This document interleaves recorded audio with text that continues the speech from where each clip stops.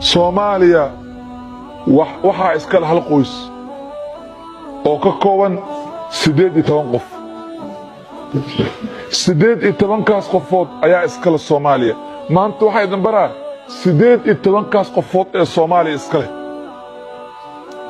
18 kaas qofood waxay ku kala nool yihiin 18 gobol ee Soomaaliya. marka la 18 intaas kaliya Soomaaliya maaha.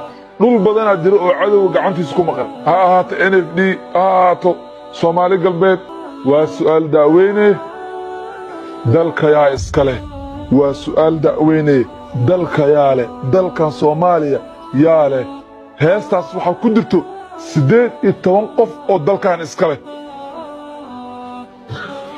ninka daacadda waabaa leh, wadaniga dadaalaa leh, ninka daafacayaa leh, dhulka kii difaacaa leh, kan qabiilka diidaa leh, dhiiga kii u daadshaa leh, kan qabiilka diidaa leh, midnimadaa doonaa leh, kaan diidin hawshaa leh, kaan lacag ku doorsanoo wax kastaa u dulqaatoo ku dib jiray dhexdiisaa leh.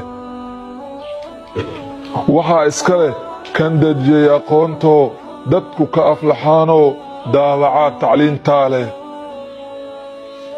dalagga iyo beeraha kan yaambada u daabtoo dhaqaalaha durkinayaa leh. caafimaadka doonaa daaweeyaa cudurkoo dabargooyaa cudurkaa leh. danyartaa u adeega daadihii iyo maatada iimaankiisu deeqaa leh. kan nabadda doonee aan daayicin nidaamkoo dowladnimada jecel baa leh. dibadda iyo gudaha danjiraha u dangiiganoo dagnaanta u galeen baa leh. 18 kaas qofood dalka iska leh.